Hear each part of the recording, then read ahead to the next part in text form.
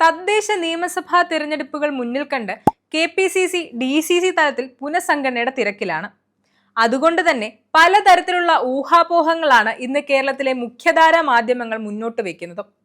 അതിൽ നിന്നും ഈ പുനഃസംഘടന അനന്തമായി നീളാനാണ് സാധ്യത എന്നുമാണ് മനസ്സിലാകുന്നത്. AICCയുടെ പുതിയ നിബന്ധനകൾ കാരണമാണ് പുനഃസംഘടന നീളുന്നത് എന്നാണ് കോൺഗ്രസ് വൃത്തങ്ങൾ ഇപ്പോൾ മുന്നോട്ട് വെക്കുന്ന വാദം. ഒരാൾ DCC പ്രസിഡന്റ് ആയാൽ അയാൾക്ക് 3 കൊല്ലത്തേക്ക് തിരഞ്ഞെടുപ്പിൽ മത്സരിക്കാൻ കഴിയില്ല.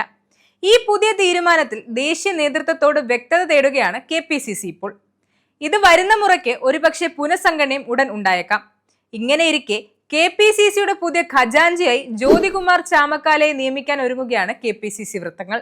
ഏറ്റവും കൂടുതൽ ചാമക്കാലയ്ക്ക് വേണ്ടി വാദിക്കുന്നതാകട്ടെ ഐ ഗ്രൂപ്പിന്റെ തന്നെ ഉന്നത നേതാവായ MLA രമേശ് ചെന്നിത്തലയാണ്. ചാമക്കാലയോട് രമേശിനുള്ള സ്നേഹം പറയാതെ തന്നെ എല്ലാവർക്കും അറിയാവുന്നതുമാണല്ലോ. പാലക്കാട് നിലമ്പൂർ ഉപതെരഞ്ഞെടുപ്പിലെ നിസ്വാർത്ഥമായ പ്രവർത്തനങ്ങളും സമർത്ഥമായ രീതിയിലുള്ള ഇലക്ഷൻ കമ്മിറ്റി സാമ്പത്തിക കാര്യങ്ങളിലെ മേൽനോട്ടവുമാണ് ചാമക്കാലയെ ഇത്തരത്തിലൊരു നേട്ടത്തിന് അർഹനാക്കിയിരിക്കുന്നത്. ചാമക്കാലയ്ക്ക് കോൺഗ്രസുമായുള്ള ബന്ധം ഇന്നോ ഇന്നലെയോ തുടങ്ങിയതുമല്ല. കഴിഞ്ഞ 44 വർഷമായി കോൺഗ്രസ് ആശയങ്ങളും ആദർശങ്ങളും ഉൾക്കൊണ്ട് മാത്രം പ്രവർത്തിക്കുന്ന ഒരാളാണ് ചാമക്കാല. തന്റെ പാർട്ടിക്ക് വേണ്ടി നിരന്തരം പോരാട്ടങ്ങളിൽ ഏർപ്പെട്ട വ്യക്തിയുമാണ് ജ്യോതികുമാർ ചാമക്കാല. തന്റെ സ്വന്തം നാടായ അഞ്ചലിലാണ് ചാമക്കാല ആദ്യമായി പ്രവർത്തനം ആരംഭിക്കുന്നത്. 2004 മുതൽ 2007 വരെ സംസ്ഥാന യൂത്ത് കോൺഗ്രസിന്റെ ജനറൽ സെക്രട്ടറി ആയിരുന്നു. ഇപ്പോൾ ചാമക്കാലയാകട്ടെ KPCCയുടെ ജനറൽ സെക്രട്ടറിയാണ്. കേരള സർവകലാശാലയുടെ സിൻഡിക്കേറ്റ് അംഗവും സെനറ്റ് അംഗമായും ഇദ്ദേഹം സേവനം അനുഷ്ഠിച്ചിട്ടുണ്ട്. കോൺഗ്രസ് വക്താവ് എന്ന നിലയിൽ നിരവധി ടെലിവിഷൻ സംവാദങ്ങളിൽ പങ്കെടുത്തിട്ടുമുണ്ട്. അതിൽ എല്ലാം തന്നെ തന്റേതായ ഒരു മുഖമുദ്ര പതിപ്പിച്ച ആളുമാണ് ചാമക്കാല.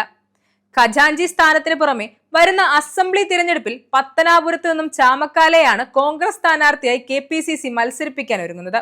2021 ഇദ്ദേഹം ഇവിടെ നിന്ന് മത്സരിക്കുകയും ഏതാണ്ട് 14,000 വോട്ടുകൾക്ക് ഇപ്പോഴത്തെ ഗതാഗത വകുപ്പ് മന്ത്രിയായ KB ഗണേഷ് കുമാറിനോട് പരാജയപ്പെടുകയും ചെയ്തു.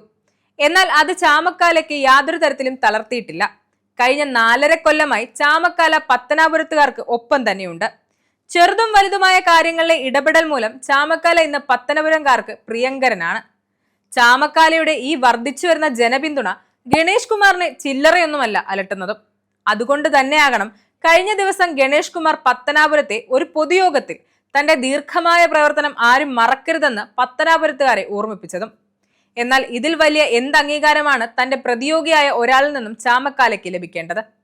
അതുകൊണ്ട് തന്നെ ചിലപ്പോൾ പത്തനാപുരത്ത് അടുത്ത നിയമസഭാ തിരഞ്ഞെടുപ്പിൽ ഒരു അട്ടിമറി വിജയം ചാമക്കാലയ്ക്ക് നേടാനായേക്കാം.